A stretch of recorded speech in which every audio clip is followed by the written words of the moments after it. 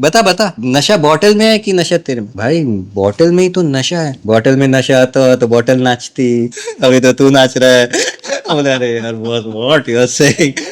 Seriously. My childhood was fairly notorious kind of a childhood, and that's why I was sent to a boarding school. Like how it is that the family can't handle it, this, let's send him to boarding, it'll be better. I was fairly an energetic child, having curiosity for life, wanting to explore, wanting to do things beyond the ordinary. Some people used to take the rule book and say, okay, which one we have to adhere to, and they used to look at the rule book and say, okay, thank God we are amongst all these categories. And we used to take the rule book and say, which one haven't we broken today, you know? Okay. So that was how we operated. Wherever there were structures, wherever there was rules, for me as an individual, I wanted to go beyond them. नमस्कार, नाद the cosmic sound के एक नया episode में आप सभी का बहुत बहुत स्वागत है।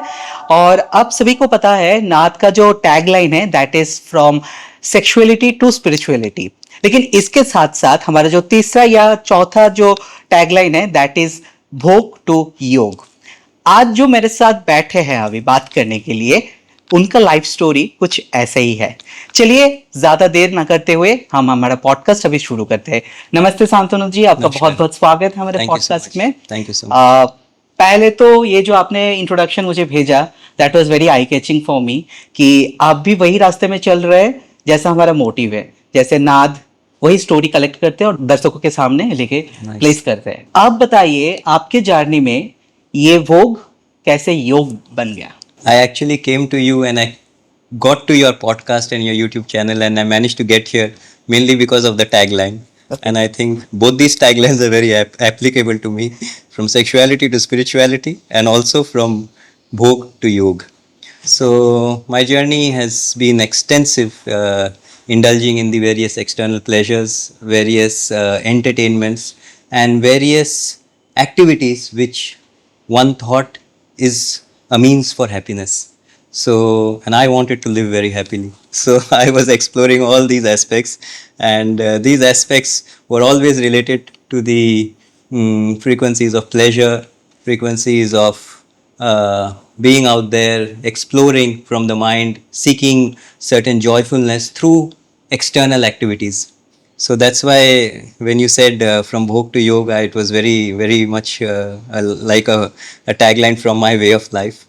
So I studied. I'll be very happy if you start your journey from your childhood so that Yeah, we'll be able to understand and we'll be able to connect. My childhood was it was a fairly notorious kind of a childhood, and that's why I was sent to a boarding school. So like how it is that the family can't handle it, this, let's send him to boarding, it'll be better. And it was a very beautiful school, and very fond memories and cherishable moments of my life there. I lived there for about 8 years. It was a school in Ooty, and there we had a mix of crowd, people from all over the country and some even from outside the country. So English was the language that we were meant to communicate in by strict rule. So yeah, that was one aspect there.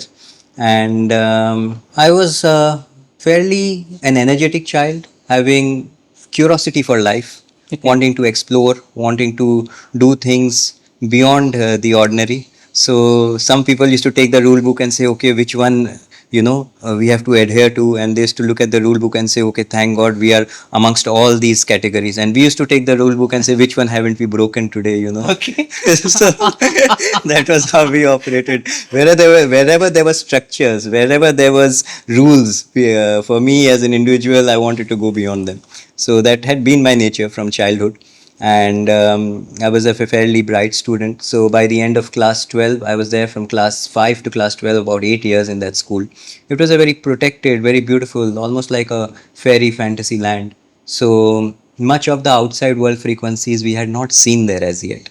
And I did fairly well. I was playing nationals at that time, interstate for badminton.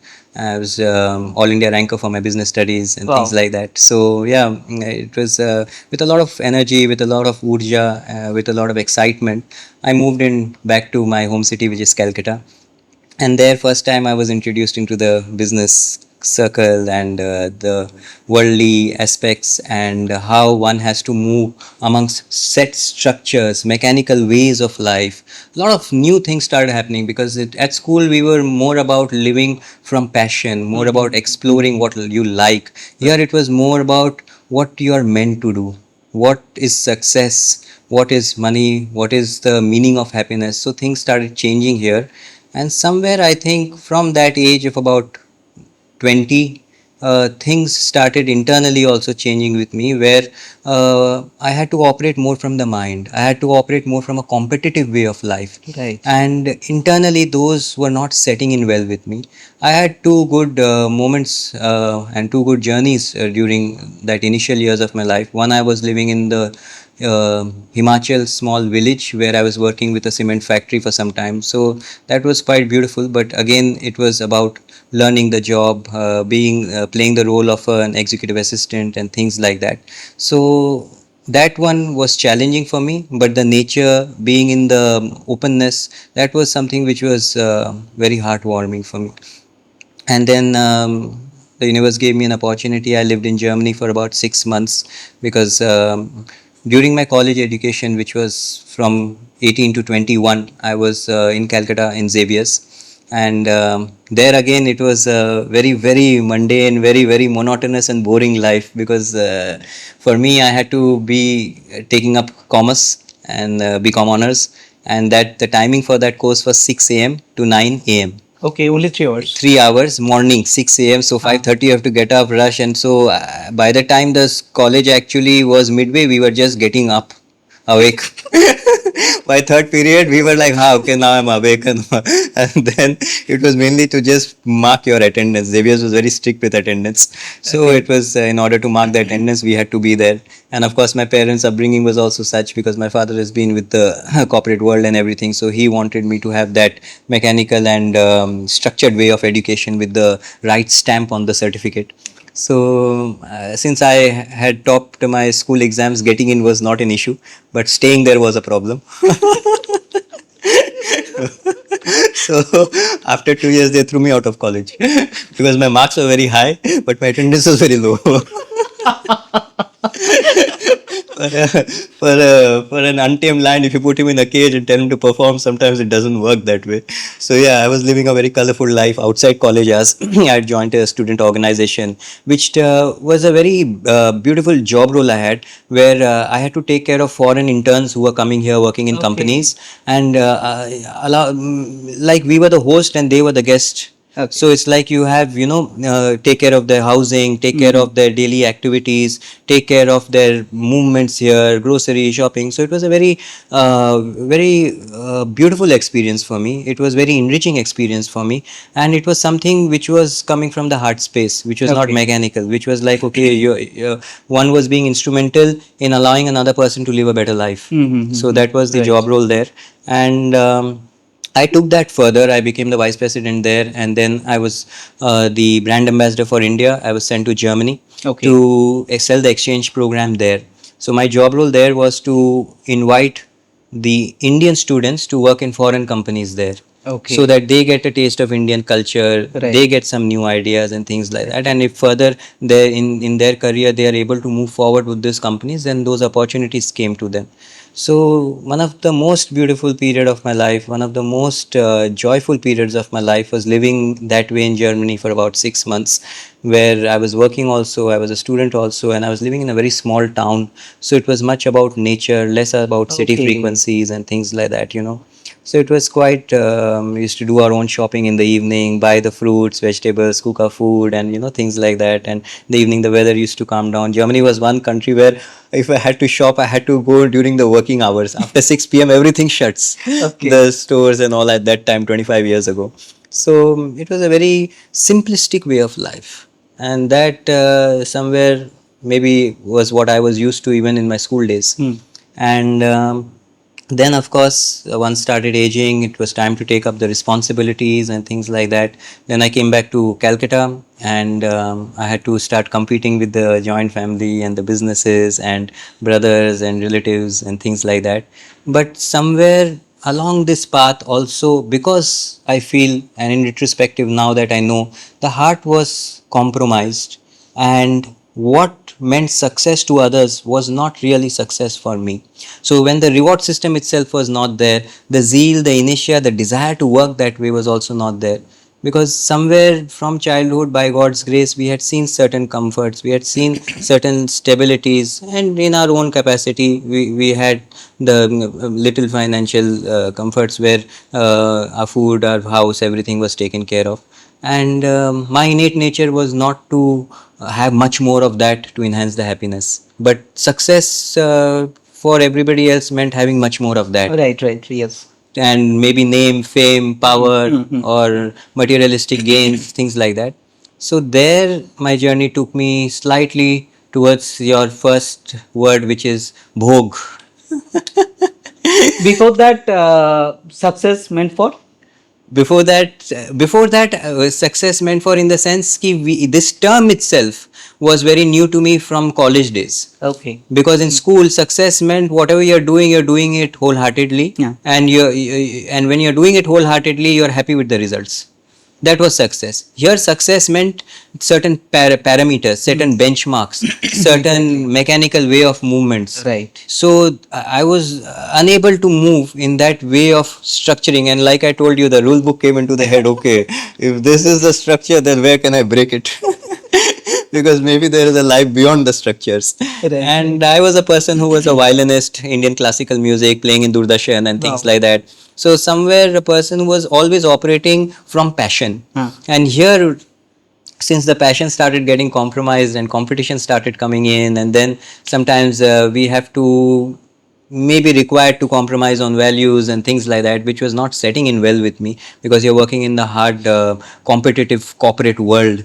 So I chose to explore the Bhog path. Which meant, I mean, if I look at the Bhog aspects, if I classify in the four, I don't think many much will be left after that, from substance to women to gambling, and yeah, and then drugs, of course, was something that never thankfully attracted me. So so these were the aspects that suddenly my journey started taking me towards, where it was more about engaging in pleasures, more about substances, more about partying. Yeah. So we started with once a week, every Saturday. For me, it was a mundane must that I have to go out partying, drinking, enjoying with friends and all. Then slowly, that frequency started coming over me. And I would say from 2006 onwards, I was one person who would like to go out 3 to 4 times a week to enjoy there too. And there I felt that I was being able to live in happiness. Till then, I had not touched the frequency of joyfulness, so only happiness was there. Where if the activities are there, the happiness is there. And in 2006, I had a love marriage. So in 2006, I got married, and we were very young, first amongst our batchmates to get married. And initially, it was a very beautiful journey. It was a very togetherness journey. But slowly, once the bhog items started coming in, when the substances started coming in, when the extravaganza way of life started coming in, then even the family starts to get disturbed, starts to get affected. So I started seeing the frequencies of external pleasures affecting even the family life, because somewhere the balance was also now getting affected. And I would say, if I look into retrospective, what we call is the dark night of the soul. It sometimes is an asset in its own way, because that carves a pathway in order to refinement, Right. which happens. Sometimes they say that for human, the biggest motivation factor is pain. In order to transcend it, in order to change the frequencies. Otherwise, if you are in comfort zone, then one can live, Yeah. live, come, you know. Even in the first chapter of Gita, it's Vishad Yog. Yeah. जब तक विषाद नहीं आएगा तब तक life में आगे नहीं बढ़ पाएगा. So I think मेरा विषाद पूरे तरीके से लाइफ में आना चालू हो गया था. So that thing started happening. And अभी तो ठीक है, बहुत हंसी. उस समय तो ऐसा था कि बस जहाँ देखे अंधकार ही छा रखा था. एंड वो क्या होता है कि जहाँ अंधकार आता है, वहाँ वो सब्सटेंस और में भी आप घुसने लगते हैं. Right. इमोशंस आते हैं, गिल्ट आता है, शेम आता है, हाँ, पेन आता है. So what happens is then that instead of becoming pleasures, they become a curse to you. Because then the dependence starts happening. Right. You have gone, as in, slowly I started turning your face away from real life energies and moving into these aspects of pleasures, the bhog, the aspects of sensations. And then these sensations take over and life completely goes out. So from 2008, to 2016, I started slowly moving into a way of alcoholism. That was my primary substance. In between, I was also living in Siliguri. I was creating an amusement park there. So I was living alone in a motel and things like that. So these things allowed me to start getting more and more, because everything is a process sometimes. It doesn't happen overnight. Even coming out is a process, even getting in is a process sometimes. So these 5 6 years was very challenging for me. And then I started getting more and more into this aspect of external support systems. And this resulted in the family starting to break away, relations starting to get damaged, and everybody has a saturation point. So from 2006 to 2010, this was a slow journey, and over a period of 4 years, from going out once, twice, 5 times, then eventually what I had to do is make 5 different friend groups, one for a week, because the same people don't want to go out so many times. They don't have that problem. It was me who wanted to be always in the way of the absolute pleasures. Okay. But amongst all this journey, I realized one thing, that always I was seeking something which I was not being able to find. There was a hollowness. There was something missing, and I thought that this missing will be fulfilled by indulging completely in the frequencies of the tamasic, as they say, to a certain extent. But that was never to be. So I was still left hollow inside, yet with so many pleasures on the outside. And ultimately, my parents also had to move away from me. My wife and child had to move away from me.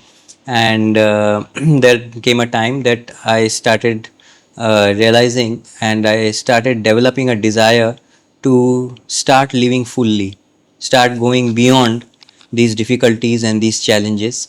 At one point in my time, I had already done about 4 5 rehabs. I had gone through the experience of 4 5 rehabs, about few hospitalizations, and then the doctor said, "You have two choice, my friend. Hold on to the bottle, leave the life. Hold on to life, leave the bottle." I said, "Boss, तो क्या choice दिया?" So, so I said, "Okay, let me try life also once again." And in my entire journey, there's one particular aspect which I always held on to, was a desire to start living fully, because I somewhere inside knew that there is something out there. There is something which is more than what is presented to us, right, which is more than the aspect of what the entire world around me, my immediate circle, my immediate society, calls the aspect of happy living, joyful living, successful living. I said, but only these parameters can't be the composition of a joyful living, because to a certain extent I had all those, but I still didn't have that real joyful living which I sometimes used to see on maybe a face of a much less fortunate person, but much more that joyfulness than with a person who has much more. So I said, where is the gap? Right. Because then they are not related. So what does he have that I don't have? And that is not present in all that I have. So that journey started from there. Okay. The seeking for happiness, the seeking for what is that particular aspect of life which creates a certain magical beauty in the way you start living life.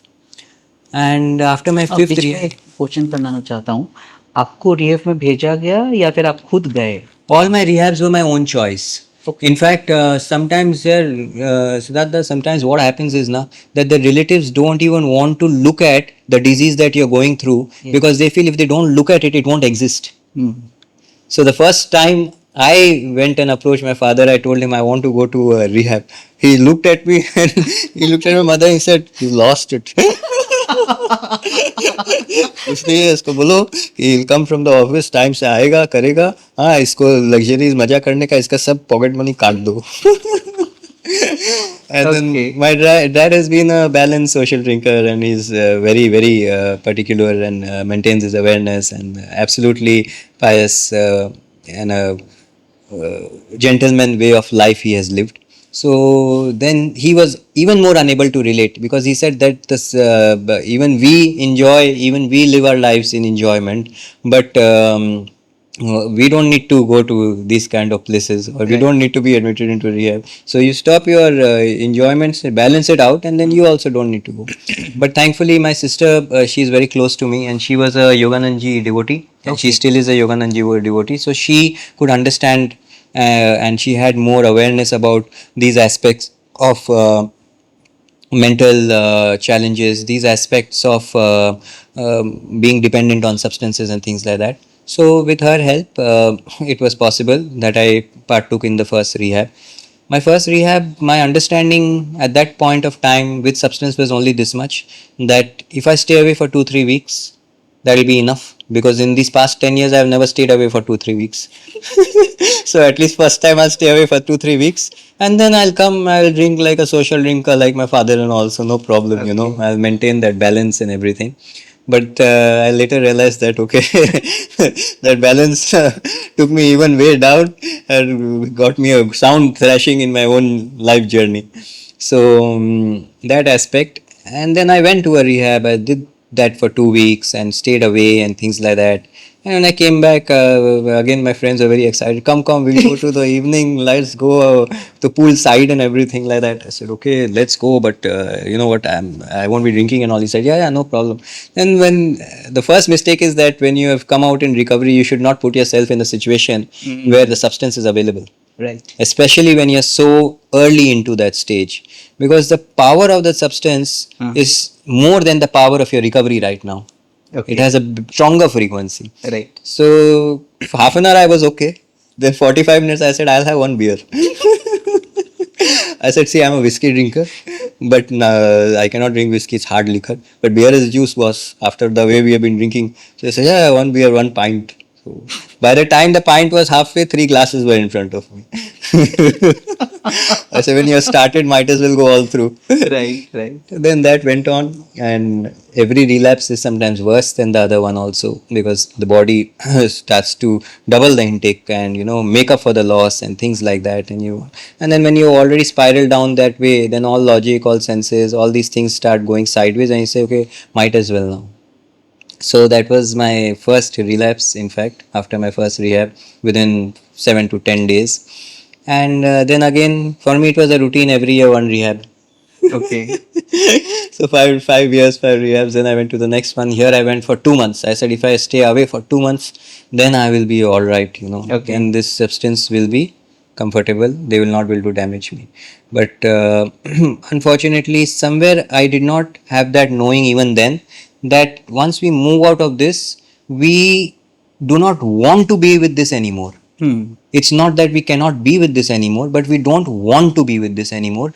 Because if it's almost, if I give an analogy, if a 5-year-old child is there, he really enjoys playing with a toy. Every time he is with that, Yes. that is his heart life. If it's out of his sight also, he gets disturbed. But that child, when he becomes 10 years old, he does not want to play with that toy. Right. Then he has a new toy, and then that becomes his life. So my understanding was not that. My understanding was that if I am a 5-year-old child playing with this toy 5 hours a day, I will start playing 1 hour a day. Now that actually sometimes is not in our control. Right. Once the toy is there, then the toy will decide how many hours you'll play with it. Right. So that happened. And when I came out of the second rehab, then I said, okay, after 2-3 weeks, I was again wanting to enjoy. Another notion for me was at that point of time that enjoyment means going out and engaging in these activities, engaging in the outside world with certain frequencies of being able to let loose. Right. And that is enjoyment. Otherwise, you're a boring person, not doing anything. So that was also a wrong notion. So that happened, and then third, then fourth, and then fifth. So in the fifth, ultimately there was a change. There was in the fifth. In fact, in the third, I was in a much stricter rehab.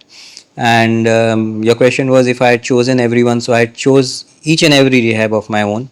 And in the third one also, I knew that it is a very strict one. But I said, let me take this challenge. But I did not know that once I go in, they'll lock me inside. So they locked me inside, And I said, "Arey, this is what is this? Where have I signed up for?" And they said, now you have come here. Now lie down 3 months. You will be inside, and we have the keys. You can't leave the rehab." So for 3 months I was inside. I did not see sunlight from the out, or I did not go for a walk. They did not allow. It was a regimented program. 6 o'clock yoga, 9 o'clock lights off. So I said, okay, back to boarding school. Back to boarding school with adults. You know, it was quite an experience. I've seen a lot of life there. Sometimes people there get very disturbed. They get restless, so they might even engage in acts where they want to end it. So being in those moments where somebody's hanging, you're going and holding the other boss, relax. That kind of situation also I faced. And then you're like, "Aaj aisa samosa aaya hai today, samosa." Where you're going, today special food samosa. Let's eat. From there to there, taking life in that manner. That rehab, the biggest advantage of that rehab is that it allowed you to go beyond the ego. Okay. My journey from Bhog to Sambhog has been, or Sambhog, yeah, from Bhog, Sambhog to spirituality and holistic and a wholesome way of life has been through various understandings of the who am I. There are various paths. Sometimes people say one is the bhakti marg, they say the gyan marg, the yog marg, the karma yog. Like that, various paths are there. For me, it was more of going through the head space, through the aspect of ki, if I am not this, then who am I? If I am not this, then who am I? Because by the end of it, I had one question only, that who am I really? Without the name, because of the bottle, I had no family, I had no business, I had no existence, but I was still living. So if I am not the father, if I am not the son anymore, if I am not the brother anymore, if I am not the executive anymore, if I am not the CEO anymore, if I am not the director anymore, because those titles are now no more me, which sometimes makes the human being. Okay. A human being, when he operates, sometimes he operates in between masks, Right. between titles, between personas, and the shift is so fast that the need to go back without the mask is not there. But what happens sometimes, if all the masks are not there, then you can look at a certain nakedness, and then you start actually questioning deeply that who am I, because these people that I thought I was, I am now no more.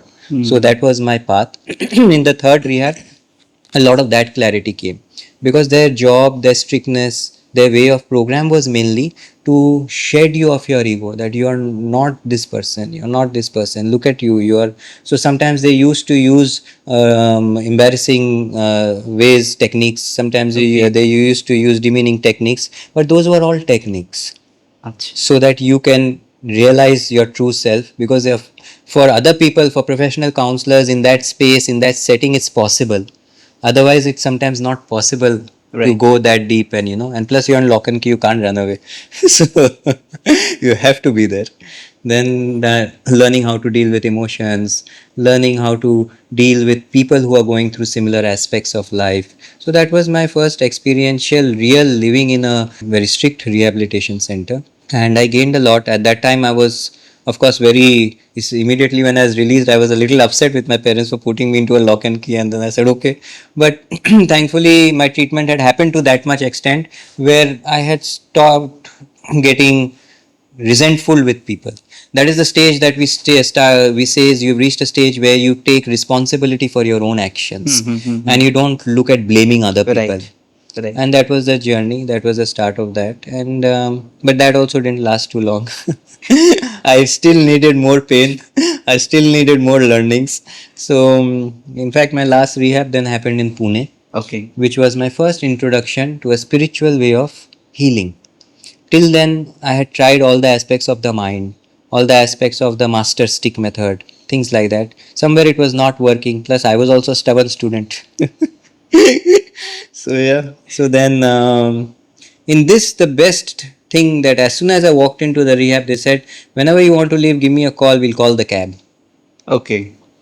and the door is always open." So when you're walking in, just tell me one thing, my friend Shantanu. Do you have the desire to become all right? I said, yes, that definitely is there with me. He said, that's all you need. Leave everything else outside the gate. Your mind, your logical thinkings, and your old patterns, Try and leave everything outside. Just bring your desire to become all right inside.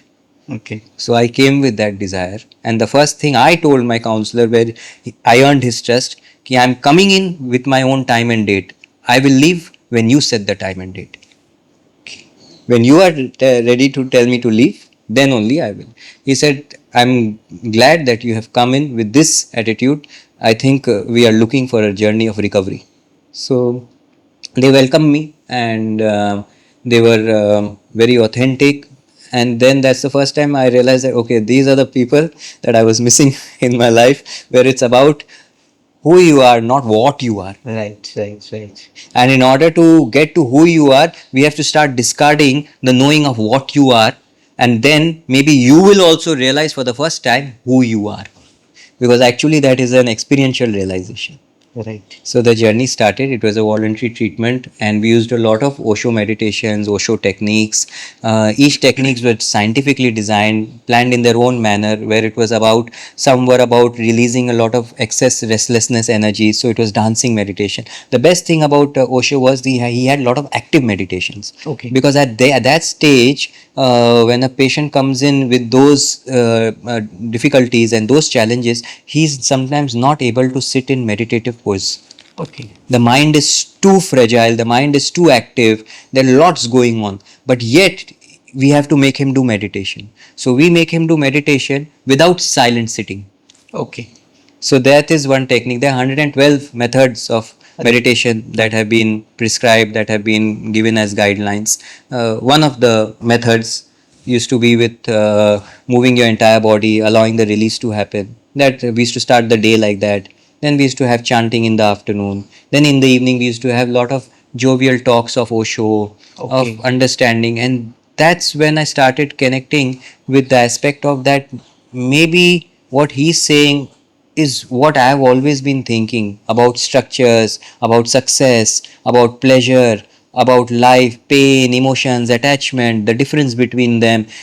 It was almost like a new child has gone to school for the first time, and whatever he has been taught before that by way of social surroundings and circumstances, he has to discard and then relearn what is the meaning of life.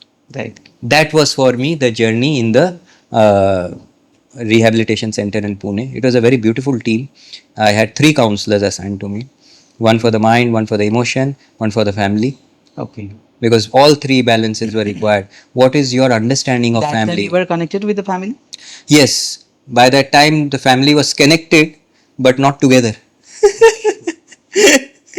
So in this journey, and then I was in the rehab and everything. Now, in fact, since you asked about the family, it was a very strong, challenging journey for them as well, and a lot of courage was required for them to uh, say yes to be with me. And I'm sure they are also happy that they said yes now. Because now we are living in a manner where it's no, one can say it's beyond the ordinary way of understanding of relations that the society works with, where it's not about the relation, it's about the connectivity of emotions, Right. connectivity of feeling, connectivity of togetherness, without giving any particular brackets to those aspects. The idea now in a way of living is that each other should enhance each other in the growth and not be a weight, without any belief systems, without any right and wrongs. And when certain freedoms are given, people choose to narrow their boundary by themselves. Mm-hmm. Right, right. Sometimes when the freedom is not there, then they want to go out of the boundary. But when the freedom is there, they realize that happiness is within that Mm. particular parameter, and going outside that some may create a frequency of guilt which is now not required. So that was the journey, where it was not what we have to do or how we have to live, but it is many times, like for example, people used to ask me when I used to go out with them in my recovery that they were drinking and I was clean, quite some time, 2 years, 1 year, like that. So I had a strength. I had a tremendous strength in my recovery. They said, "Hey Shantanu, it's okay now. We'll drink in front of you." I mean, like I said, "Yeah, you can drink, you can bathe, no problem. I'm comfortable." He said, "Yeah, but you cannot drink, so it will not be problem." I said, "No, one word is incorrect here. It's not you cannot drink. It's I don't want to drink. Okay. If I cannot drink, then there's a problem if you are drinking in front of me. But if I don't want to drink, how is it a problem? Right. Supposing you are having fish and I don't enjoy fish and I don't like eating fish, I'm a vegetarian, not a problem. Yeah. But if I have left fish because of some mental programming, but internally I want to have, then it might be a problem because the fragrance will entice me. But when you are drinking, just stay a little away because the fragrance will bother me. So that way it used to be. But after 2 packs, they used to be hugging me. Then it used to become problem. Right. No, so that was the journey. So same thing with relation. I said now let's live in a manner not because we have to, but because we want to. Okay. So that aspect of life we started changing. So it was a beautiful program. Osho meditations used to be there. I started connecting with Osho.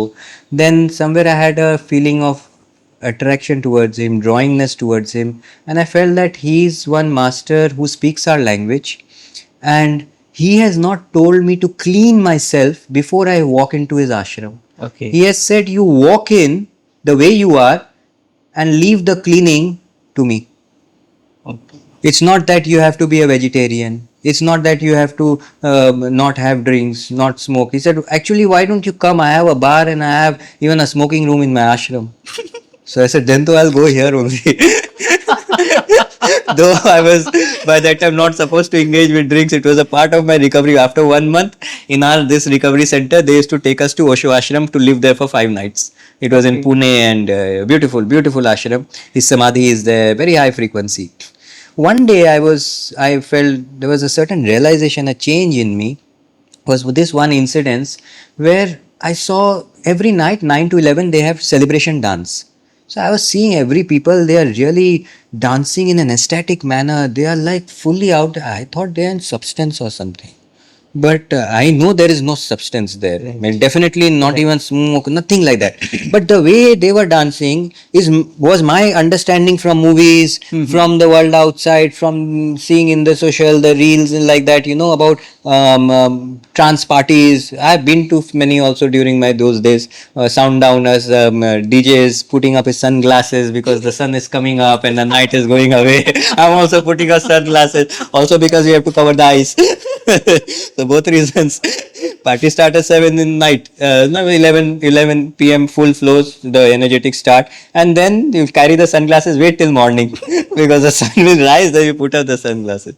So I saw these guys are also in that state. But I said, but where is the where is the stimuli, boss? Where is the stimuli? I'm not finding the stimuli.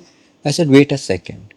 I want to be like that. Okay. I want to be like that. I want to be in that state without the stimuli. I started going and started dancing like that for 5 days, 7 days, 10 days, 15 days, like that. And then somewhere that shift happened when the energy took over. The collective energy and the ambience, the atmosphere has that power in you. If you let go and surrender and you say that I want to be in that state, then you start listening to music not from your ears but from your whole body, and the sensations, the feelings, the tapping into non-judgmental dancing. Right. For me, dancing was the biggest problem when I used to go to nightclub because I was not a dancer, and everybody is going to the dance floor, and I say, okay, okay, wait, let me put my music, tongue, tongue, tongue, tongue. Okay, now music has started. Without that, no music. That music will not work. But here, there was no tongue, tongue. Only music is there. And then in fact now I'm doing movement therapy and things like that, Right. where from Yes. where it was like I had to needed some stimuli to dance, and it was such a taboo for me. Then just 3 years ago I was in Goa, because I in this new way of life my journeys took me to a lot of places. I was in Goa 3 years ago, and we were doing a 2 weeks intensive dance movement meditative practice, where we had to go into states of meditativeness through dance, through expression, through the energies within, to feel and tap into the inner child. that aspect, because somewhere creativity, dance, inner child, all these things are related also. Like when we see a child who's dancing, his dance is completely different. Right. But when we see a normal adult dancing, his dance sometimes, if he's doing it from the mind space, is very different about the beats, about the Yes, movement, yes. who's looking, who's not looking. Child is not concerned. Yes. So, as an adult to dance like a child, then to see what comes up. Then those are meditative practices that we use for emotional releases and things like that. In the initial days, was it very difficult for you? Initial days, difficulty was there, relapse was there, difficulty was there, relapse was there. So I had 17 relapses. I had 7 hospitalizations, 5 rehabs, and a few other aspects. One or two time Park Street Thana also. I said, hello, hi, how are you? You have come to take me, what you'll do. And then the ego was there. He said, come, catch me. So I started running on Park Street. The cop is running behind me. All that also happened. So he said, see, I'm not in the car. I'm not in self-drive. Why are you catching me? So he said, you come first. Let me catch you. Then I'll say why I'm catching you. So all those, oh bapre, it was a whole comedy show. I'm in the process of writing my biography. I'm in the process of manifestation, a movie that hopefully comes out. Wow. And yeah, I'm in the process of manifestation, but allowing the universe for to give the right timing for the same. But it will be a very interesting story. From, in fact, now the one of the most hilarious thing from in when I was 9 years old and I was in my boarding school. The boarding school was about 150 years old, British time created and all. Me and my friend decided that we will run away from school because we have to go home. We are feeling homesick. I was missing the luxuries, the comforts, the naughty, that life. And here in school, strict regime, you have to eat and spoon they'll give, and Right, yes. sometimes we waste the food. Yes. So what happened? Last minute, my friend is little plump and little strong built. So I said, okay, he's there with me. I'm feeling confident. Last day he said, I'll not run with you. You run alone. I said, what are you saying, dude? Like we planned this for 1 month. Now the timing is there. The window is there. Everybody's scheduled. Like full MI, this Mission Impossible movie. We had, you know, at 9 years of age. Because which teacher will be there? What will be there? Where will be the window? And I said, okay, you figure it. I'm running. From OT, my plan was I had 50 rupees. Somewhere I didn't wrong. My plan was I will take that 50 rupees and come to Calcutta. Okay. From Ooty. Okay. So, by God's grace, I was caught at the Ooty railway station only. Otherwise, I don't know where I would have landed up, 9-year-old kid. But that was my way of naughtiness. That much I was, that kind of a thing. So, yeah. Then in that journey where I lost the flow then. Osho Center, the Revelation Center, dancing. Dancing meditation. So yeah, then those things happened. Then when I came back, I stayed there for 5, 7, 10 days. Then we came back to the program. Then they started seeing a lot of changes in me. They started seeing the aspect. You asked me whether it was difficult. So I know one thing. In my journey, I always thought ki it will be impossible to live without not only the substance. The substance was a way of life in many aspects because it meant your outings, it meant your friends, it meant what is enjoyment. So if you're living that aspect somewhere, all these aspects were getting affected. Mhm. So it was almost telling a person to start living a yogi life who I used to joke with my friends, hey dude, yaar, our routine was so different, no? 9 p.m. we used to start, 6 a.m. we used to end. Now I'm starting at 6 a.m. and 9 p.m. we are ending. When do we meet? So friends also started saying, bye. I think we'll meet when I'm coming in, when you are going out. That time we will meet. And my friends used to joke, hey, you must be very friendly with the doodh walas and all. I said, why? What's this? Say, you guys come at the same time. You must be meeting him on the way. I'm like, yeah. Meanwhile, no, before going home, I used to have take cup also milk and have from him before going in, so that no smell comes. So that was the kind of jokes and all this to have. So that kind of life, we cannot comprehend at that stage. But then one thing I realized, one thing which was very powerful in our recovery programs, they say, Shantanu, when you touch upon the higher spirit, this lower spirit will leave you. Okay. You will not leave it. It will leave you. The moment you touch upon a little higher spirit, this spirit will leave you. And that's what happened in Osho. Okay. Where I was there, at one point of time, I had a spiritual experience. I had a transcendental outer body realization. Okay. And then everything changed after that. The Changing takes a little time because you are still in transition phase, 1 2 3 months, based on individuality, based on their karmic path, based on their composition, how strong the belief systems are. But once the transition happened, then I switched from I can't drink to I don't want to drink. Till I can't drink is there, it is painful, it is problematic, it is difficult. As soon as you move from I can't drink to I don't want to drink, it's it's irrelevant to you. You are walking on the street, you look at a stranger, it's like that. The bottles will be there. They used to say always one thing to me in the rehab. He said, Shanu, नशा bottle में है, नशा तेरे में है. ऐसे तो क्या बोले, नहीं नहीं बता बता, ऐसे नशा बॉटल में है कि नशा तेरे में. बोले भाई बॉटल में ही तो नशा है, बॉटल में नशा आता तो बॉटल नाचती, अभी तो तू नाच रहा है. बोले अरे यार what you are saying. Sir you understand, the substance creates a feeling in you, that creates a chemical composition in you, creates a chemical reaction in you, which allows you to go into a certain state. So it is you, a person who is not an alcoholic, a person who is a balanced drinker, for him that same substance, the way he interacts and reacts with that is different. Right. The way you interact and react. And a person who is avert to alcohol, if you give him, he will immediately throw up or have nausea reaction, or he will have a want to move away from it, that kind of a reaction. But you if somebody moves it away from you, you will move him away. That is the aspect. So then I said, yeah, that is also. But that time we were too young. We were too, these are certain aspects when you mature in your journey. Then there is to say what he's saying is going sixer. And then slowly, And how slowly. old you were at that time? I was 34 when I was in my Okay. last center, which really changed me as a person. At 35, I had my spiritual experience. 34, 35, I was there when I entered the center. But I was there for, in fact, in my center, something very strange happened. My counselor, one day we were in the evening, we were sitting, and my counselor said, Shantanu, next week का ticket करा ले. I said, कहाँ का? घर का. Okay. I said, घर का माने आप कहीं जा रहे? He said, नहीं, तू जा रहा? I said, कहाँ?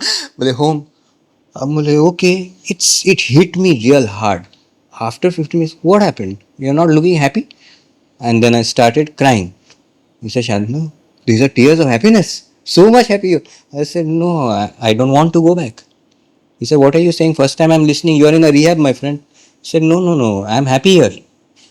Why should I leave this happiness? Right.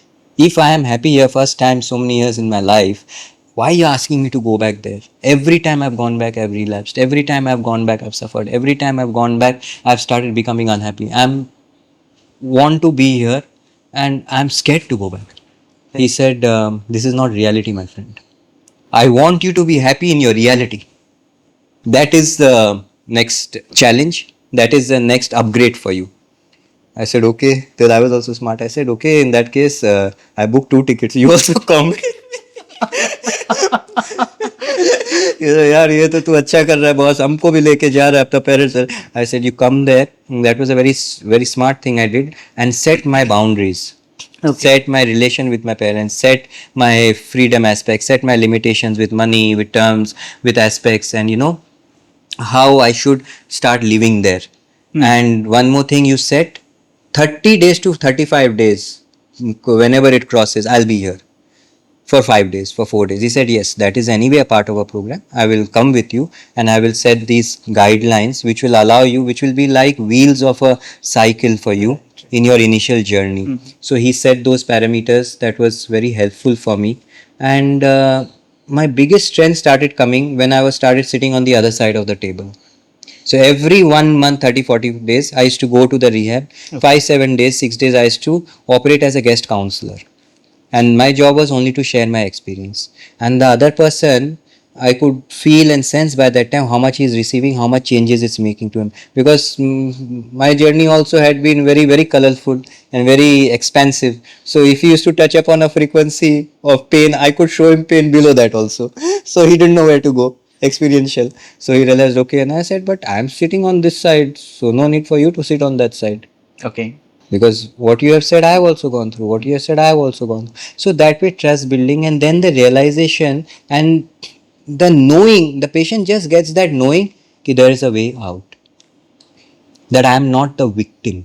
As long as he's in the victim mode, it's difficult to take him out. When he comes into a mode where he says that I can change my own destiny, my future, and I have the capability and the ability to pull myself out and start living happily, and and the other person is an example, then that gives him a lot of motivation, confidence, things like that. And for us, later I realized that this kind of counseling and this kind of interaction was the 12th and the last step of our program. Okay. What we say is reaching out to other addicts in order to share the same frequencies that you have gone through, and through experience sharing to show them the light. That was the 12th step of the program. Then my counselor said, now you're finishing the program. I said, now you tell.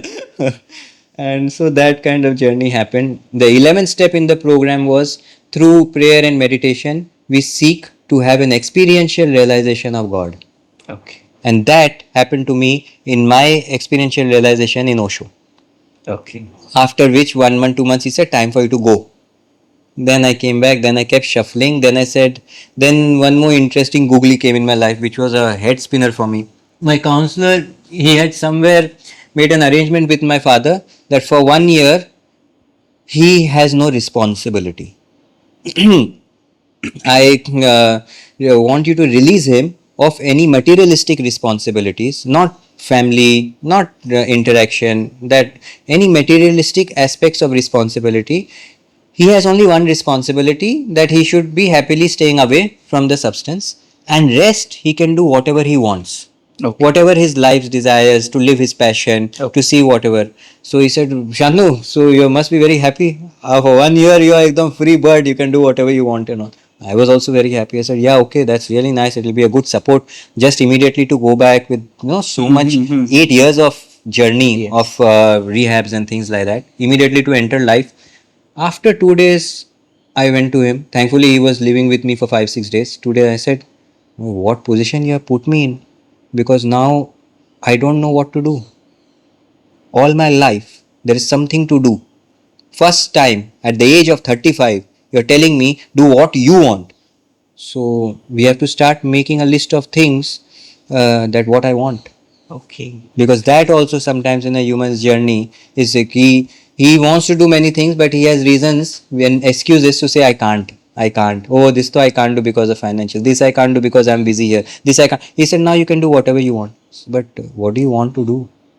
That becomes a challenge sometimes. I said, then let's do one thing. That's my journey of spirituality.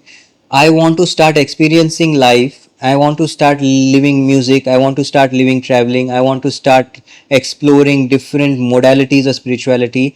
And after experiencing all aspects of life, I will start moving towards, narrowing towards what I want to do. Because in order to know what I really want to do with this life, I want to shape my future, which direction I want to go, first I have to start experiencing them. So then my journey started in 2016, where first I used to keep going. 2016, I said, first thing I want to do is open a rehab. Okay. I said, Mahesh bhai, that is my forte. And that now 8 years journey, so that I want to start rehab. He said, okay, we'll do it together. You have my support. So 1.5 years, 2 years in Pune, I opened a rehab. Many times I took people on wheelchair, like how somebody else had taken me. Once I was going in wheelchair, they deboarded me off the flight. They said, you're not fit to travel. Then, that time I was in different zone. I said, boss, you are not fit to travel. You sit beside me and I'll sit beside. See, let's see who's shaking more. He said, bye.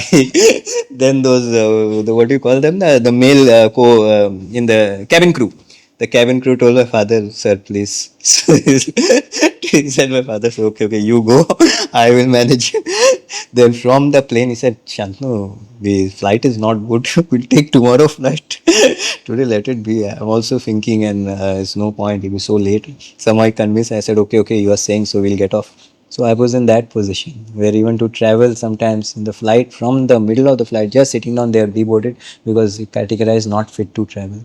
And same situation after 1.5 years was where I was taking a person. I was telling him, see, I can take you, but only on one condition.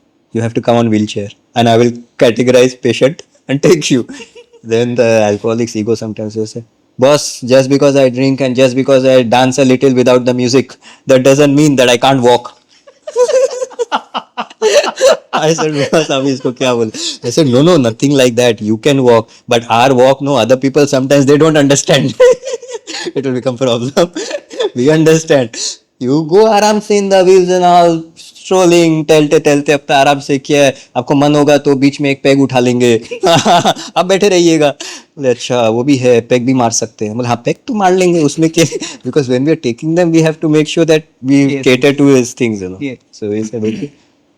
Then we took him like that. So my journey, it was, you know, for me such a challenging and for such a heartful moment to see that I'm being instrumental to, you know, take somebody on the wheelchair. And then we took care of their treatments. 7 8 patients I was dealing with directly, you know. Then one day I told my counselor ki this platform is a seeming a little small. His name was Mahesh. I used to call him Mahesh Bhai. So I said, this platform is seeming a little small, Mahesh Bhai. I want think that addiction is not just about the substance. You know, there's so many people suffering with belief systems, with programmings, with rights and wrongs, and I have been able to come into recovery because getting a better clarity and transcending those bandhans which were tying us, those constraints. I want to start reaching out to more people through our own techniques of meditation help, because anxiety, depression, restlessness, things like that, we have seen so many people with so many different substances with different characters, but in the real world also without the substance also these people, many of them have this. So he said, yeah, then that is your path, Shantanu, you go ahead, you go, you explore life, you explore spirituality if that is your calling. That was my first aspect of getting. I said I want others also somewhere through me to feel the frequency of how to tap into a certain happiness, how to tap into certain joyous way of life without being dependent on any external factors. Right. Because that has been my experience. Correct. In fact, when I was on the other aspects, then the happiness was not there, and transcending those, the happiness has come in. Then my journey opened up, and I started living a lot in the mountains, in silence. And by that time, in my first year, travel alone.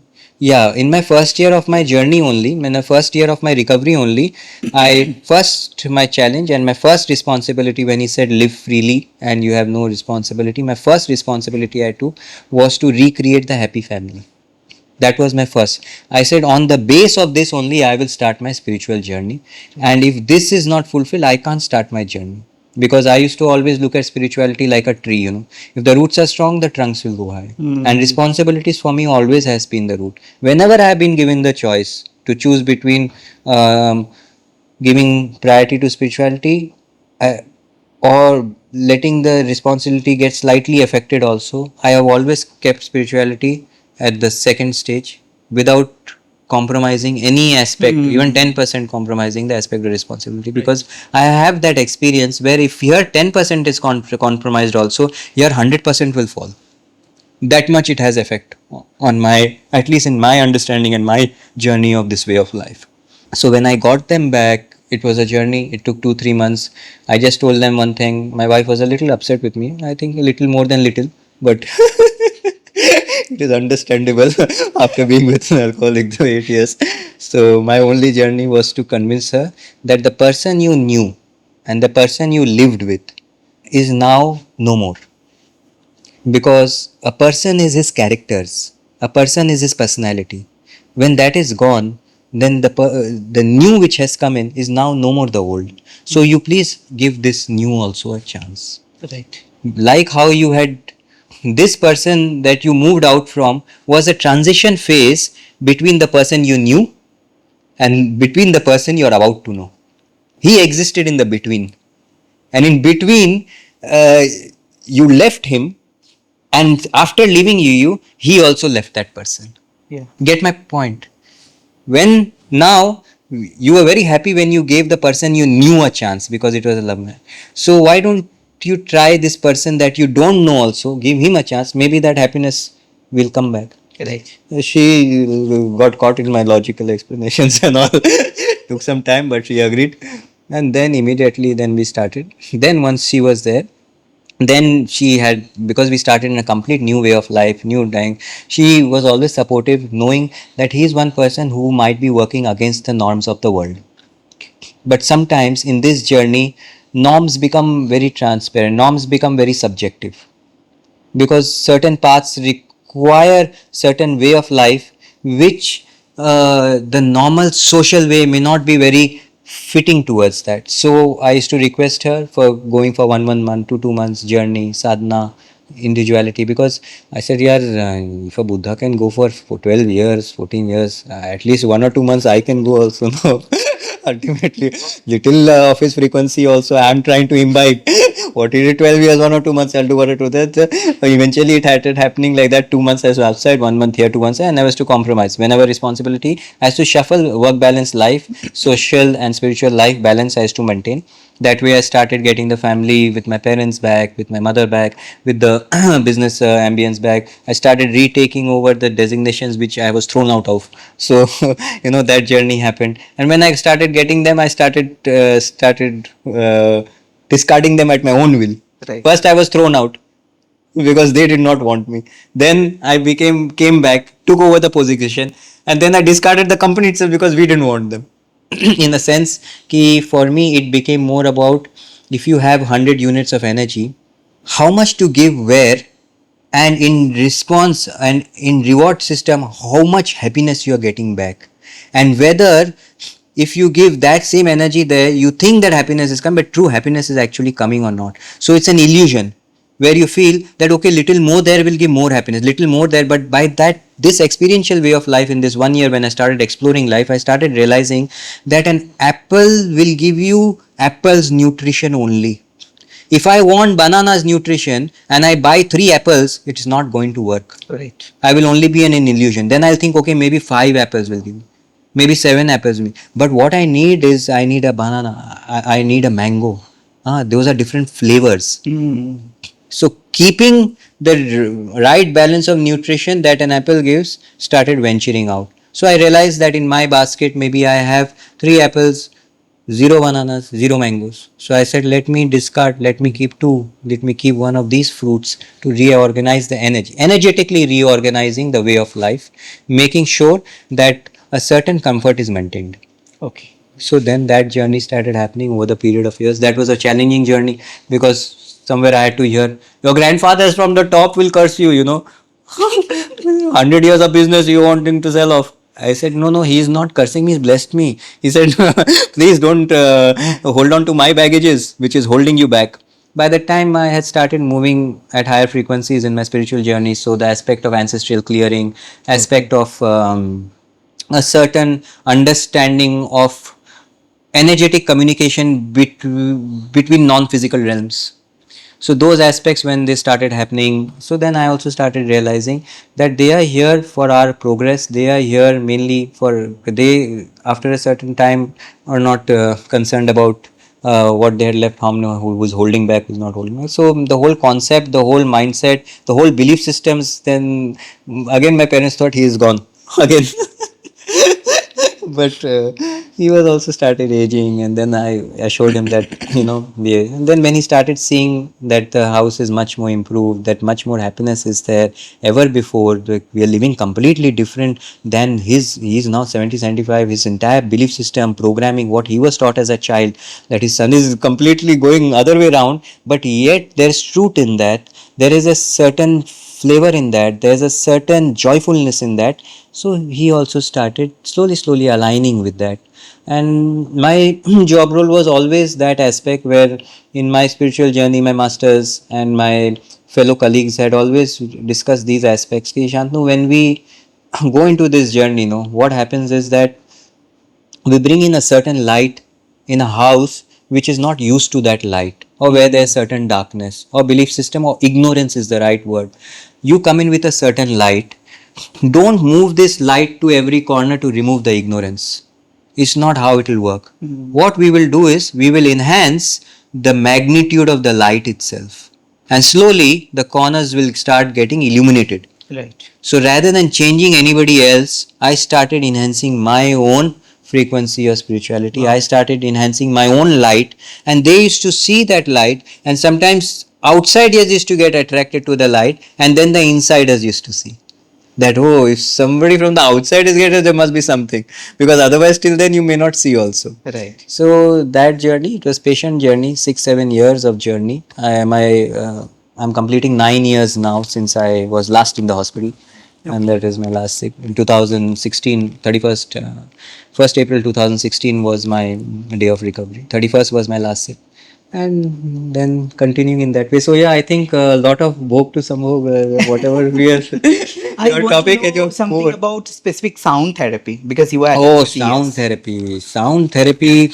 Since I was from childhood inclined towards sound, I was, as I mentioned to you, in the classical violin and Doordarshan performance and things like that. So sometimes when we are in this journey of spirituality, there are so many modalities. So many modalities. I did shamanism, I did tantra, I did Sufi dance, Gurdjieff, past life regression, Tai Chi, yoga, yin yoga, everything. Because for me, it was like a child has come into a new world, explore everything, free marketing. Don't have to pay and all, like everything you're getting for free. Breath work and the aspect of sound journey.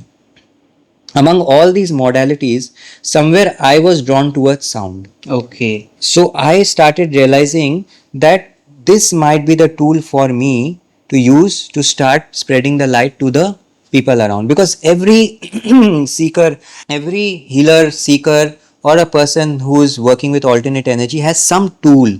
Somebody will say, I'll do past life regression. Somebody say, I'll do tarot card for you. Right. Somebody say, I'll do Reiki for you. Somebody say, pranic healing for you. Ultimately, all these modalities to the base level is tapping into a certain universal energy. Okay. To get a certain healing frequency, which can be done without need for medication. The healings that happen without the need for medication, those healings can be emotional release, physical realignments, energetic balances, chakra clearing. Everything revolves around those aspects to a great extent. Then sound for me was a very powerful tool. And sound healing, what happens is that the sound healing that I'm using, the 7 Tibetan bowls, they, each bowl is aligned to a particular chakra. Okay. And every disbalance or every challenges, every difficulties in a human being to a certain extent is related somewhere to the other in the various chakra balance system that they have within the body. And through the help of sound, we try to realign that balance. We try to take them into those states. Sometimes in my sound journeys, people also move into astral spaces where they get some guidance. Some people go into deep snoring where they get deep rest. So that is required, because then they come out and say, I've never slept like this. Okay. The beauty of the sound journey and the Tibetan sound bowls is that it allows the thought frequency to start getting disrupted. So if your thought is there, that also comes with a frequency. If frequency is coming like this, thought is oscillating, I'll give one sound from here, I'll give one sound from here, this, it'll clash, it'll start disturbing it. And then a client of mine, just 4 days ago, we had a session. That was the first sound healing session, and first session where she actually went into a space of meditativeness. Okay. Because they are not used to spirituality, not used to those modules, they're not meditation, things like that. Her only first experience is that, Shantanu, I don't know what happened, but there was no thought. Okay. I was awake and there was no thought. I said, yeah. I said, yes, ma'am. That is the beauty of the sound journey. Because today, if you look at me in your life, has there ever been a stage where you have been awake and without thought? Either you're awake, you're with thought, or you're sleeping. Have you ever been awake without thought? No. I said, that is the aspect. That is why you're feeling a little lost, because this is the first time in your life you have been to a certain extent awake, but you're not with thought. He said, did you have anything outside this room? Did anything exist outside the room? She's very particular about a child, and she's always concerned. The child is very small, so always, a mother who is a child of 4-year-old, 5-year-old, they are always disturbed. Hey, the child is okay to say, but through a certain hypnotic state, through a certain energetic space, when we take them beyond the mind, the world that they know that they exist in ceases to exist, because the world that we exist in exists from a mind. Everything that you are is in your mind. Right. Suddenly you go outside the mind, you will go into a different space and different dimension. It could be your inner child, which exists within, but it is not in this current thought my thinking mind of yours also. Then if you go deeper, you might even go into different dimensions and into a plane which is energetic plane. That is deeper aspects of going. For her, it was just the basic aspect of just going little away from the immediate conscious mind, which has all the thoughts and which has all the activities and mechanical routines going. Suddenly, I've taken that. So that itself, I said, is this your first experience of this nature? He said, yes. I said, that is the first step of going into meditativeness. Because what we do when we sit in silence in the caves, in the temples, we try to use the energy around to allow us to go into that state where we are away from the thinking mind. Once we are away from the thinking mind, then we may go into a subconscious mind. We want to look at an inner child, or we might go into a deeper aspect of energetic sensations. Which part of the body is paining, why it is paining, what is the relation to this pain, is there any story attached to this pain. Those aspects are also there in our journey, because many times we say that emotional suppressions causes a dis-ease in the body, and that sometimes we call as disease. While sitting on this chair, मुझे लगता है you are a bhandara of knowledge, and I don't want to let the podcast end here because I have few questions regarding past life recreation. Yes. As you are already doing all those things. Yes. So, give me something about past life recreation. Why we used to do that, and why it is important to do. Past life regression nowadays also is a very loosely used term, and it's a widely used term. A lot of misconceptions around it also, as far as my personal experience and understanding. And there are two aspects to past life regression, or two words. One is past life and one is regression. My journey and my experience with this modality of spirituality is, or this modality of internal cleansing is, that when I was in my fifth rehab, voluntary rehab, a part of the program was regression therapy. Okay. And we had a very elderly lady, a powerful channeler and devoted seeker with whom I was working. And I used to have one session per week. And it used to take 3-4 days just to assimilate that session, allow the effects of the session to come into play, and then to write it, and then to let go, then to allow it to move out of the body. So sometimes people want to do past life regression, things like that, because they find it a kind of a fad, they find it kind of curious, they think it's mystical and all. But that is a very specific tool used for specific purpose, and there has to be a need for it also. In my case, what happened was, my need was for the aspect of going from my adult life, when I had entered into treatment, which I was 35 at that time, to go into zero age of life. And in the process, to clean whatever emotional baggages, resentment, hurts, and unnecessary belief systems which I was carrying within me. Because that's the first process. First to go into the womb, then before birth to go into birth. The aspects of what was before you were born. But first stage always usually that happens is that first whatever up to whatever age we are, then slowly we go reverse, and then we start going into that meditative space, we start going into that energetic space, where from your subconscious level, any emotion stuck around that age will start coming up. Then we start clearing, then we go into the inner child. Inner child is much more a person who's less loaded with emotional baggages as compared to an adult child. To clean him. It's almost like before going in for a swim. Usually people, if they go into a swimming pool where there's a certain dress code of being in shorts or being in swimwear, you won't jump in with your clothes. That will make it even worse, because your clothes will become heavy. The water will seep in. Instead of being swiftly swimming, you will be loaded with more weight. Right. So when a person is not ready, then we usually don't prefer, because he won't have the ability to distinguish between the emotions of this life, past life. Then it will be like more burden has come to him.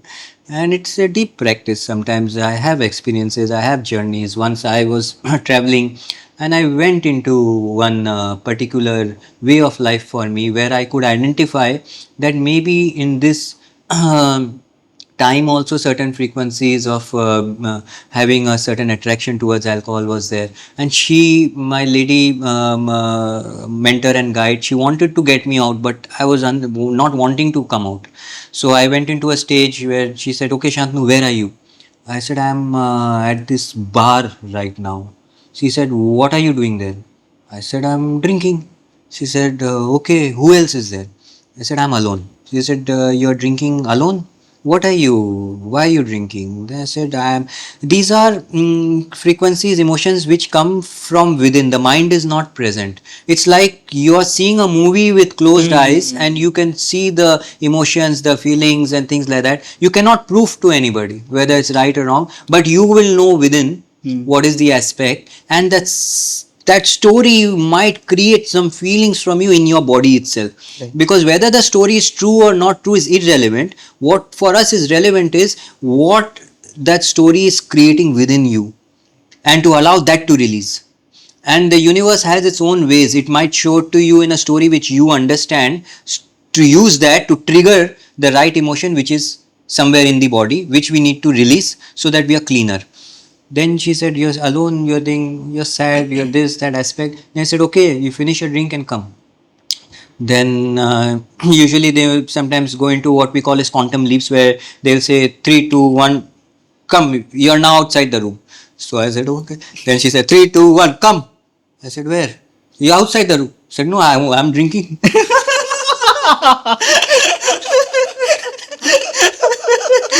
अरे बस ये तो क्या गड़बड़ हो गई है तो ऐसे लोग होते हैं okay okay no problem you just finish this thing and then but Shantanu we now need to go out we finish the drinking I said no I have not finish the drinking I want to drink more then I started getting high Okay.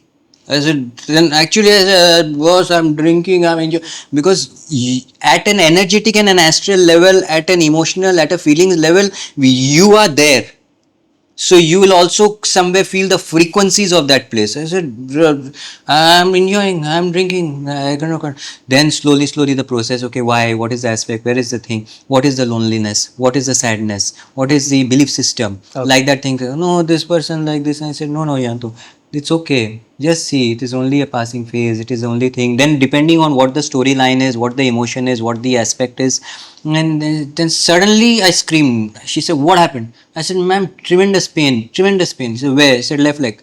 Where? Here, ankle. She said, okay, I'll use, then they take the permission. May I use the touch technique of touch? He said, yes, please. And they'll touch. Then they'll allow the pain to release through their body. Then they'll use the stone, grounding stone, whichever crystals are available that time. Sometimes they use that to allow the frequency to come out. Then I said, okay, now visualize that there is a root connecting you to Mother Earth. Allow the frequencies to move into Mother Earth. Allow a certain breath to go in there. Feel that this color is going there. Depending what color is your emotion. Can you quantify the pain in terms of number?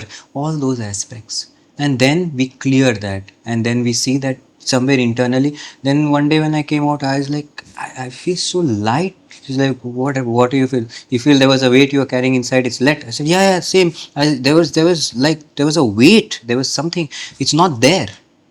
So that is the movement forward. Sometimes mentally or logically, or to say even what it is or what was the story may not be possible. But you know that the person who entered the session and the person who came out of session are two different people, because somewhere if this much change is also there, that means as a person you have changed. If one little strand of frequency, one little thought, one little aspect, and this session was a part of my recovery journey. One thought comes out ki I don't like this anymore. That's all. You started moving into a different path. You started moving into a path of recovery. You start seeing, okay, maybe there was a guilt. At one time, I also was carrying a tremendous guilt. But we ourselves are not aware with the conscious mind. The conscious mind is limited mind. It can store only as much as data. Like supposing we have a computer. We say in C drive we'll keep this much, and D drive is 5 TB. So in C drive is programming language. C drive we will keep the softwares, the programs and all. So I say there's no space here, put it in the D drive, put it in the D drive. Now sometimes in order to access the D drive, you have to go consciously from the C to the D. And like we discussed before also, that my client, she had that experience. I said there are only two states usually you are operating in. One when you are awake with thoughts, with consciousness, with the worldly aspects, and one you are sleeping. But this is the first time, my friend, you've had this experience where you're awake but you're not thinking. Like, yeah, and I was going somewhere, going somewhere. And then I said, oh, where I'm going? I said, yeah, don't worry, that also happens. Because you're going into a state beyond the mind, but the mind suddenly lashed back, no, don't leave me. And the meditation first journey starts when the mind leaves and the energies take over. And then we have a small filter between the subconscious and the conscious. And then through these techniques, we try and break below the filter. Maybe we try and transcend the way, means we will try and drop below the filter to access these states. So I had this tremendous guilt and emotion that, you know, I, to a certain extent, was responsible for causing lot of damage, for causing lot of difficulty, lot of pain, and unnecessary challenges in other people's lives because of my own disease. And when we went into that meditative space, there was the emotion of guilt. Guilt in our spiritual language, we sometimes say, is the lowest frequency a human can operate at. Beyond everything else, because if you have shame also, shame first, then because of shame, guilt. Because of anger, guilt. So first, to lower than bottommost frequency, sometimes they fall into is the aspect of guilt. So that really curtails, that really pulls you back in your spiritual growth. My guilt was that I have hampered and disturbed and made life very painful for a lot of my loved ones. Then when we went into the session, said, did you do it on purpose? Did you do it on intention? Were you also a part of your own suffering caused suffering to others? So these kind of things, when you realize, hey, maybe it was something which I did not do intentionally. Maybe it was something which I did not want to do, but I myself was in disease.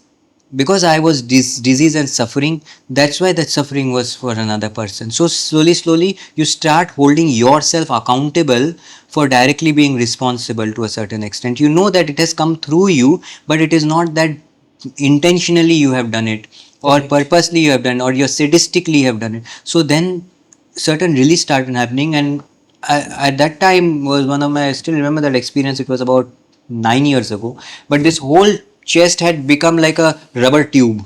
Okay. I could not feel it, the whole entire first portion. She says, what's happening, Shantanu? I said, ma'am, I can't feel this entire front torso. It's become like a rubber tire, the outer layer, that much. Said, okay, start breathing, start allowing, start choosing to forgive yourself. And then that aspect of self-love. Sometimes when we are so hard on ourselves, we criticize ourselves, we blame ourselves, then that particular, at that meditative state, in that semi-conscious state, when you start forgiving yourself, then it's not through the mind only. And then I started forgiving myself, and then that pain started subsiding. Then because of the breath we say is a form of new fresh prana. So with the prana we can take in some programmings also, and the entire body functions on programmings only actually. Even we say this body is retained by the karmas only. The karma puts the bodies together, and sometimes in many times people say, hey, what about your soul inside, what about your spirit inside? If we go a little deeper in spirituality, in my experiential understanding and also my path, I personally have had that feeling also, or realization also, that whether the body is in the soul or the soul is in the body, that also is an aspect of debatable aspect. It's sometimes when we look at the bioenergy, we say the entire energetic field that is holding, because there's an aura, there's a full frequency around a biotuning field.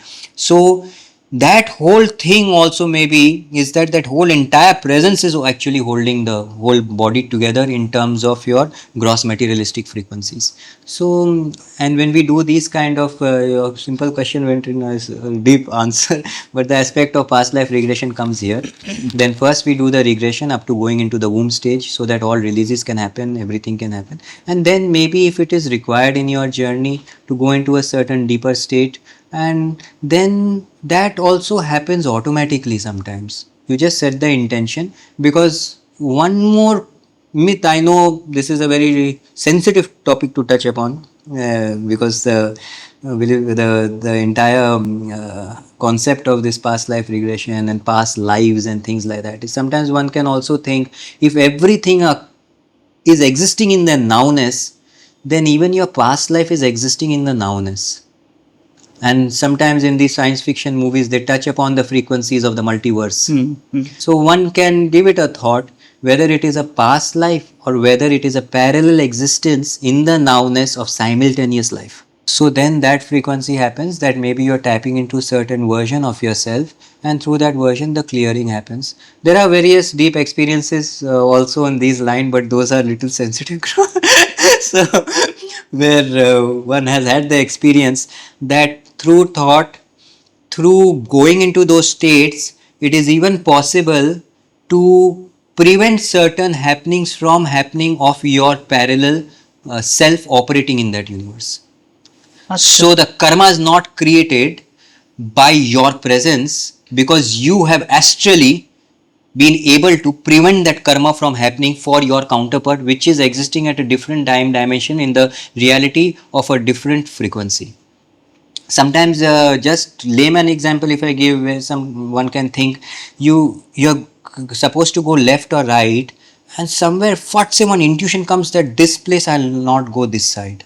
So one can think deeper where that intuition has come from. It has not come from the mind. Mind is saying, नहीं नहीं यार अपने को तो ये this is shorter route, better to go from here. No, but it may be shorter, but I am not feeling safe. Especially with many times with feminine energy, that frequency is very high, because they have the ability also, and you know they're somewhere much sensitive in those aspects sometimes. So you know, this person better not. I'm not feeling safe like that. Right. Intuition has come. Sometimes one can wonder where that intuition is. Is it possible that a person of higher frequency of yourself is operating somewhere through whom you have received that intuition? Because it has come from somewhere. Yes. So where it has come? God has given, then who is God? Those aspects, you know, that's a different topic altogether. But that aspect, so somewhere, if you are operating in that, is it possible that you can send that frequency to your counterpart, where if he's about to commit something, about to do something which will entangle him or take him deeper into karmic difficulties, that intuition helps him just preventing to make that blunder. So, so past life is vast topic, you know, and nowadays people just say, oh, past life I saw this, the Vijay cave, I was a dog and donkey and all those things like that. But it is not like that. It is very deep therapeutic aspect, and very intention based, very specific based sometimes, very purpose oriented, and it really changes a lot of things in people. And sometimes if they are not ready for him, it can cause them also a lot. Supposing you go into a past life where you see one, you're murdering somebody, you're unable to handle, because the emotions feel very real. One day when in my journey, again I'm going to sensitive areas, but again one day in my journey I went into the past aspect, and it was because my journey was not that I was curious to go into past life. It was a treatment procedure. It was a treatment technique used to cleanse us of all our emotional disturbances and all, because ultimately addiction is a mental, spiritual, emotional, and whole holistic aspect of your entire life. It affects that kind of a particular disease. It is like if you fall in your leg and all, then mental is also affected, emotional is also affected, physical but more leaning on the physical side. Here the aspect of physical may be little less sometimes, but your internal energies, your emotional, your way of life, your operating is affected tremendously. So it was a part of our journey to take care of the emotional disturbances. So then when I went into one of these particular visions, I went into one of these spaces. 2-3 days my wife used to call. I was like, one is here, one was there also. What is this? Yeah.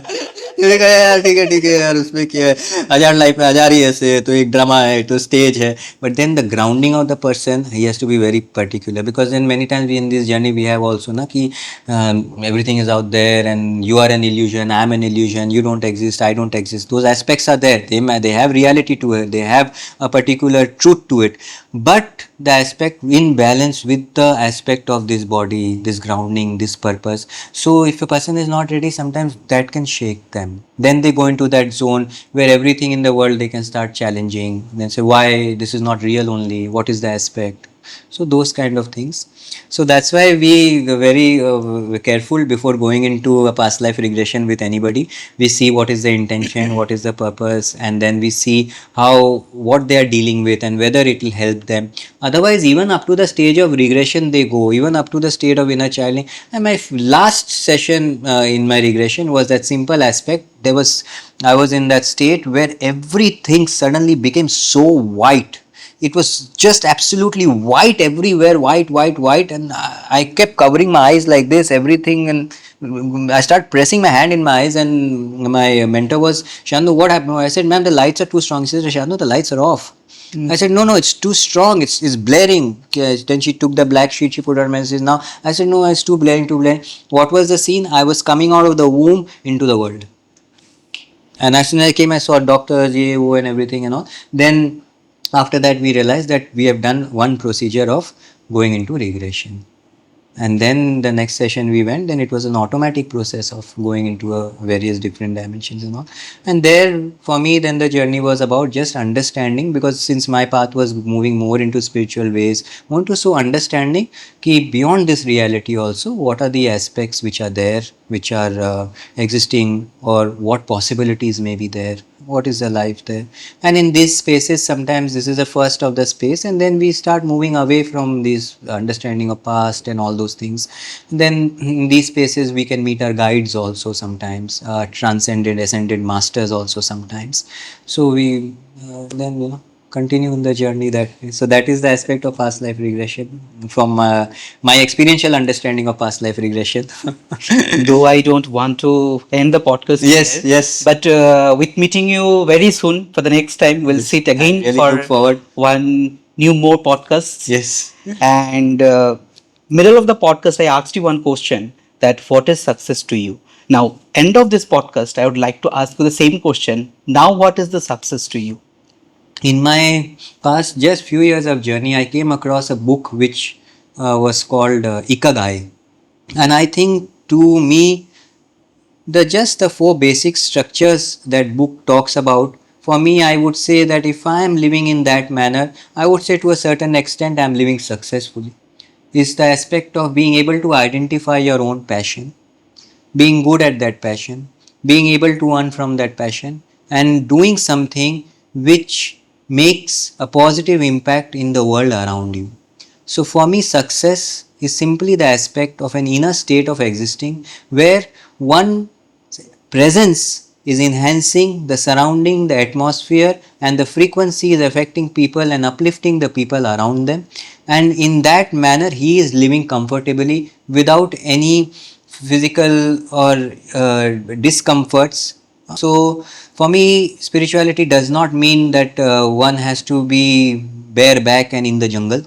And for me, it does not mean that also that one is living like a king in an elaborate manner and there's no botheration at all. It is an aspect of where all his responsibilities are taken care of, where his actions impact the world and enhances the world in a positive manner, and the loved ones, the people that he interacts with, are happy, they are joyful around them. Not that you can anytime be make or somebody happy or unhappy. That is the power that is with the individual themselves all the time. But you are operating in a such a manner where you are spreading pleasantness, you are spreading a certain fragrance, and you are constantly trying to see that you are also upgrading in that process. And if you are upgrading, the world is anyway upgrading.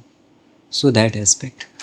Thank you so Thank you. much, Shantanu ji, And before for your ending, thank time. you so much for your time. And I think this was also just universally aligned. I just kept scrolling, and suddenly I saw your tagline, and it said, what, from Bhog to Yog. I said, hey, these summed up my life in one, three words. I said, let me ask him. So, that was my journey. We started with that aspect of Bhog to Yog. So, yeah, from enjoying all the pleasures, all the that the Bhog had to offer, I started realizing that somewhere, the aspects of certain joys, certain true pleasures were beyond those aspects of the external activities and pleasures. And I'm really grateful to be in this space, and I really thank you. You've been a wonderful host, and I see you are also aligned in this path with your own kriya sadhana. Now, when I met you, I would feel that frequencies. You're wearing a lot of crystals. Tiger eye and all those things. So this, at one point of time, I was very much reliant on the crystals because they used to give a direction, journey, they used to enhance the frequency. So like that. So thank you so much. And I think that I am facing one of my future person here. Oh, acha. That's so, yeah. That is the aspect. Anyway, friends, this 1 hour podcast was a very cleansing and deep meditation process for me. Please write your sharings, write your emotional things in the comment section. What you have felt from this podcast. We'll come back once again with some other new topic with some other guests. So till then, tata, bye bye, take care. Namaste. We also have a retreat, उसको भी आप add कर दीजिएगा, that if anytime anybody has the opportunity, then in Rishikesh we are doing a 4-day Wow, intensive Rishikesh. retreat. Yeah, Rishikesh, and the entire idea of the retreat is to somewhere give them even a brief moment of going beyond the mind and the thought space. So we have some powerful caves and places like that which are little still hidden in Rishikesh. So to go there to meditate in, where the sannyasis, where the masters meditated, and those kind of certain intensive breathwork sessions to go into a little subconscious layer, chanting, chakra balancing, and then you have ecstatic dance and DJ and all those things to And experience. I'll definitely disturb you before I make my next Rishikesh plan. Yeah, yeah, yeah. Definitely do that. Do that. So I also want them to experience how to go into trance without the substance. Okay. So then Rishikesh allows that platform because the trance substance frequencies are there around. Now just to make them go access it. That's Right, all. right. So I invite the viewers, if anybody has an inclination and anybody would be interested, then on 10th September for 4 nights we are hosting a space at Rishikesh. Okay. And then yeah, it's a. So we'll attach the details in the comment section, also in the description section. So thank you once Thank you again, so much. Shantanu ji. Thank you. Thank you so much. Thank you.